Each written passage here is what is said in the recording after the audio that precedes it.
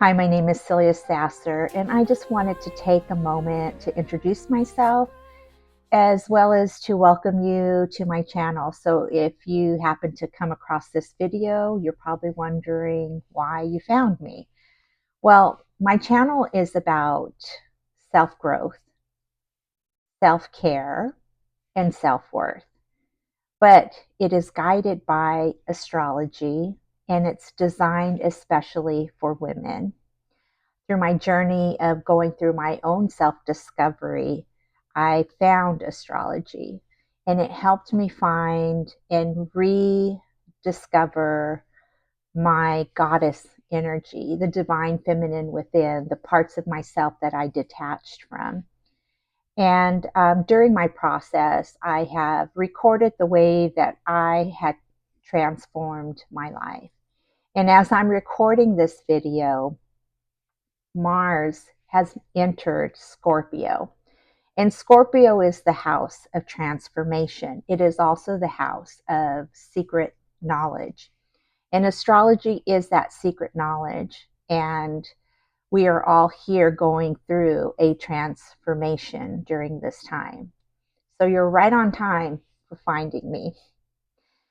Now, I just want to share a few things with you. One is, this is the book that I wrote while I was on my journey. It's called She's Magic, the Enchanted Game of Life. And one of the first things that I discuss in this book is finding your avatar, because we're playing a game.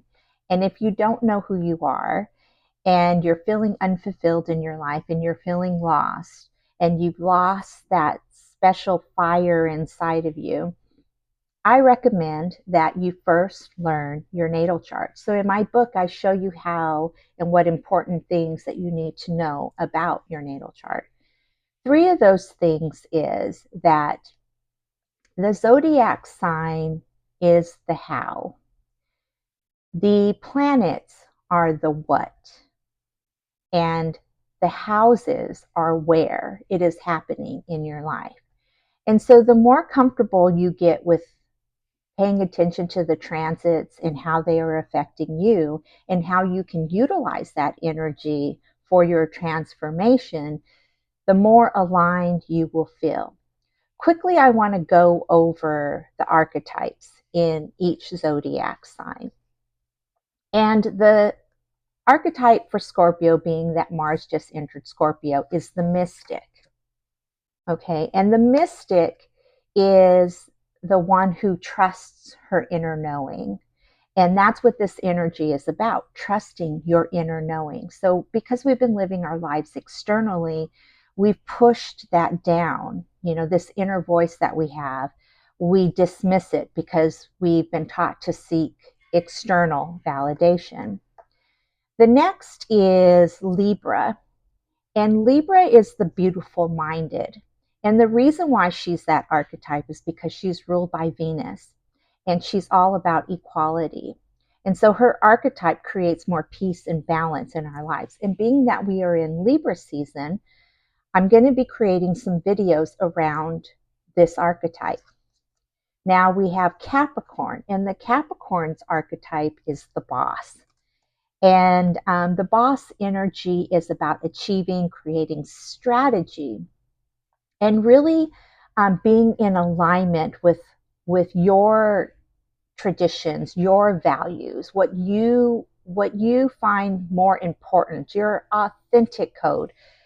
And being that Capricorn is ruled by Saturn, it is that perseverance. It is the tenacity to keep moving forward. Whether you fail and you've got to re-strategize, you just keep going. And then we have Sagittarius. And Sagittarius's archetype is the world explorer. And so this archetype loves the adventure, loves to be a truth seeker and explore other cultures, other countries, to see other people's perspective. And then we have Virgo, which is the alchemist. So Virgo's energy is about paying attention to the detail and doing the research. It's more about mind and taking the mind and manifesting something into the physical. And then we have Leo.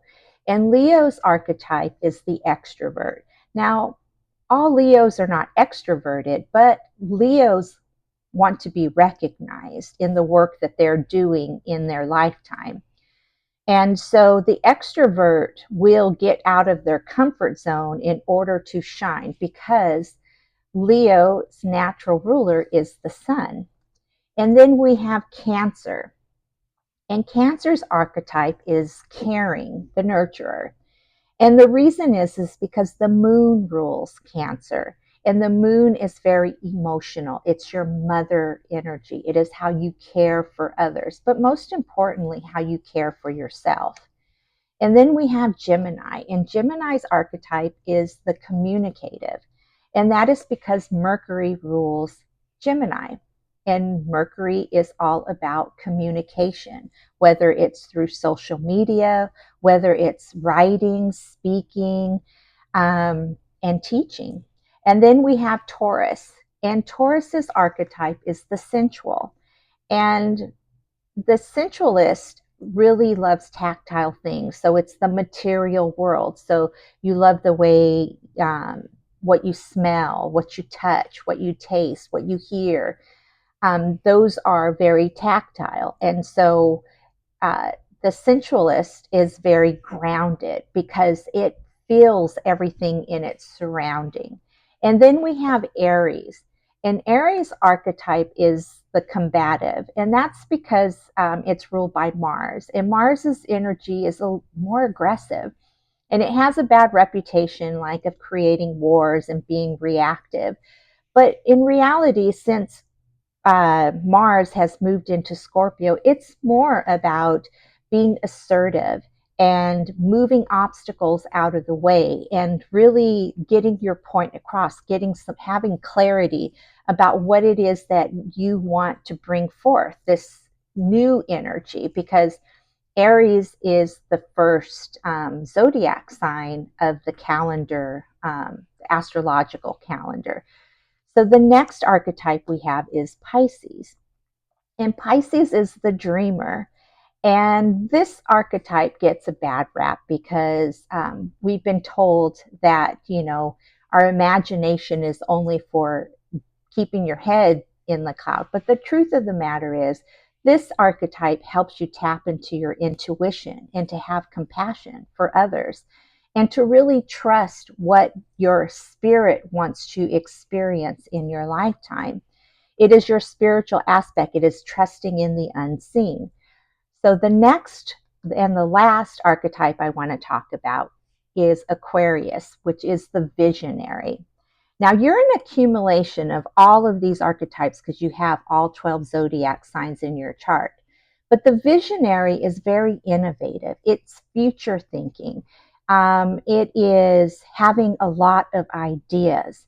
And the planet that rules Aquarius is Uranus. And Uranus is about change, quick change.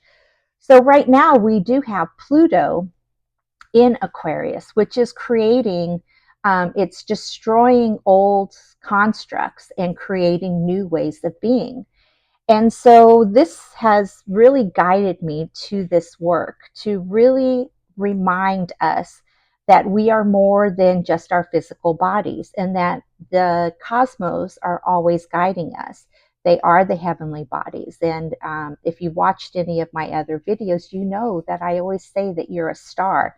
And this is not wacky stuff. When you look at the galaxy, the Milky Way galaxy, and the elements in the galaxy, we are made of those elements. So we're literally stardust. So why aren't we using our blueprint is the question to maneuver our lives. Why are we not paying attention to the emotions and how we're feeling and what we're bringing in?